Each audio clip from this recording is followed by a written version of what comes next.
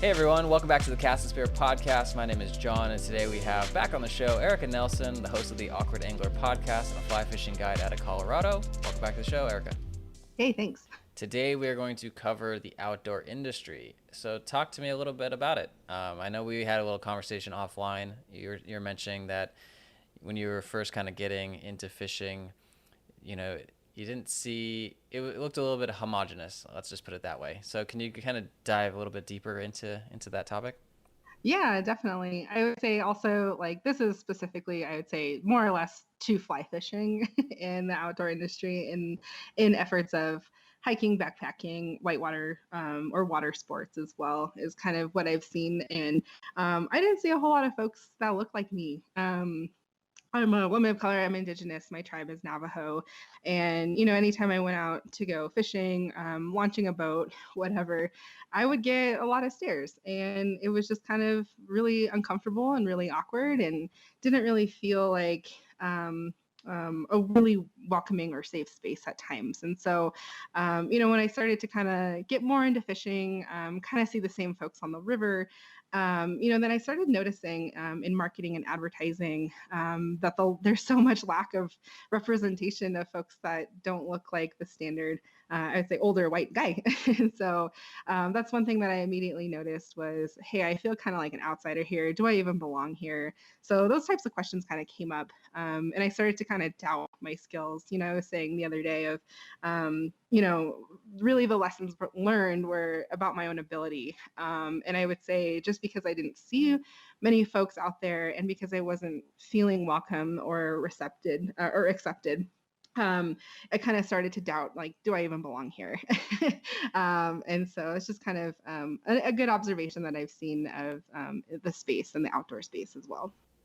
This is interesting, and I feel like there's a lot of layers to unpack because I understand from like looking at some of the marketing data. You get the demographics and all of that kind of, oh, it is geared towards more older guys, Caucasian, and then you were saying that the marketing kind of sends a message, which we might not even realize that, hey, if I don't see myself kind of reflected in a piece of marketing, that, it's kind of inherently excludes you from that kind of activity or conversation.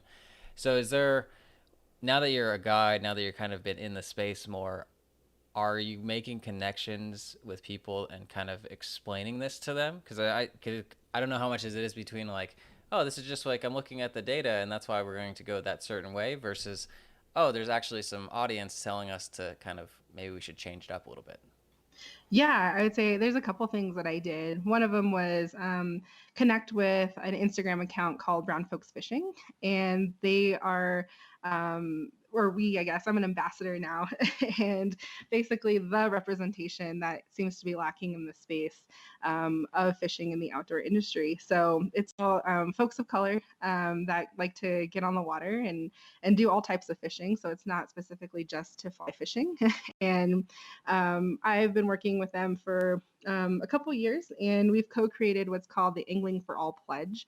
And so that is where guides, individuals, organizations, and brands can sign on to basically pledge to do better in not only their marketing efforts, but it's kind of a more internal and an external effort of, hey, let's do some self-reflection of ourselves and our own identity and how that contributes to the representation that we're seeing now and how can we shift it. So it's kind of a deep dive, eventually kind of like a paradigm, a shift of a new paradigm of thinking that you kind of have to wrap your head around of seeing, why historically aren't there folks of color in the fly fishing space? What has been barriers that have kept them from that? And a part of it, yes, is a little bit of marketing, but also just kind of that self-awareness that some companies and organizations lack. And so this pledge kind of really helps them dive in into all of those aspects. So we've been working with the first pledgees, which was Orvis Patagonia Fly Fish, a nonprofit called Casting for Recovery that focuses on women with breast cancer. And then some other great individuals that work in the fly fishing space as well. And so we've been working with folks over the last year and kind of going over three different elements, which is, hey, what's my own identity? How do I move about the world? And then it kind of helps build compassion and empathy to figure out how other people move about the world as well. So, hey, I didn't ever have the same access and privilege as this person, and this person had a totally different life, you know, route that didn't have the same access or privilege or did.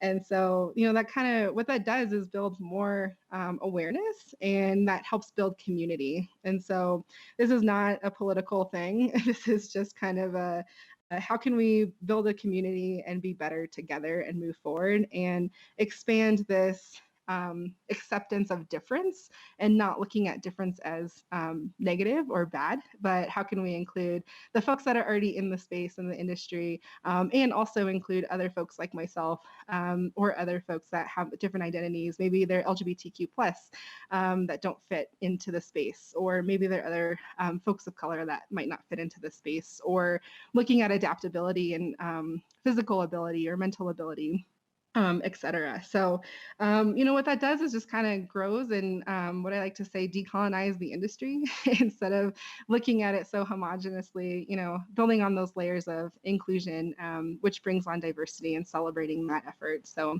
that's kind of some things that we're working on right now. No, it's fantastic. Have you talked to people who are of color who do fly fish, but they're like really old, like and kind of got their perspective as well? Like, have they said, "Oh, we've been waiting for this kind of movement to happen," or did they say like, "Oh, we've just kind of did what we wanted to do, anyways. Nobody's gonna stop us from fly fishing."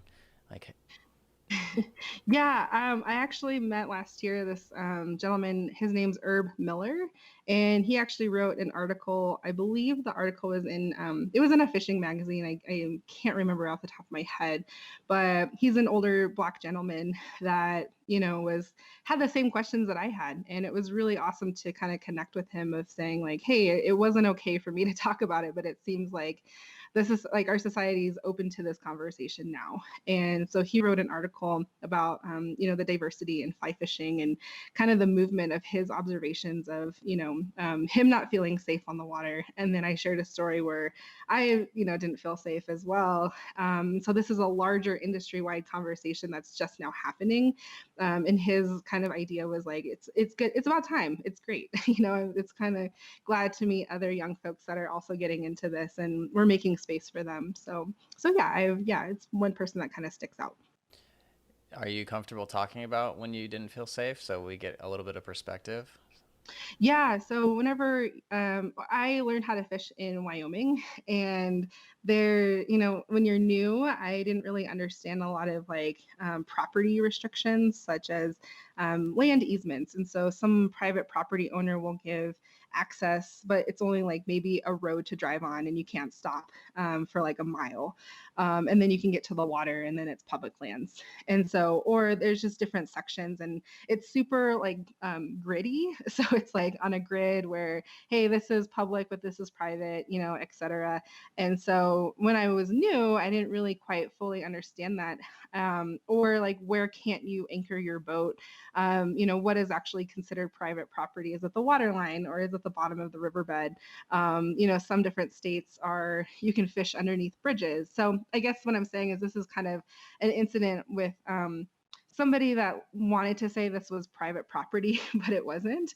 And I had to pee, and I was on a drift boat. So the only way that I can get to use the bathroom is getting out of the boat. And so when I anchored, I was shot at. So he like got his shotgun and started shooting in the air, and, asking, yelling aggressively and kind of running towards us, and, kind of releasing his dogs as well. So those are just kind of some instances where there are laws, there are boundaries, but also there are property owners that kind of get a little too carried away with how they want to manage different water lines and whatnot, and really want to get technical and grouchy. So those are the types of folks that I don't really feel comfortable around when I'm on a boat, in the middle of Wyoming, stuff like that. There's different ranchers with different attitudes around that as well. I don't feel comfortable around them either. Jeez. Yeah. Why can't we all just have bathrooms places, people? No, Right? I get you. That's rough. I would be a little scarred from that. Yeah. Well, I hope this is enlightening for everybody. Thank you for sharing that story. Tomorrow, guys, we're going to be talking about fly fishing or fly fishing in general in Colorado. So you're going to want to, if you're thinking about going over there, you're going to want to listen in. Thanks, Erica, for being on the show. Hey guys, one more thing before you go. You can subscribe to this podcast on Apple Podcasts, Spotify, and your favorite podcast app. And if you like the podcast, please consider rating it on Apple Podcasts and leaving a review. This helps other people find the show. Thanks.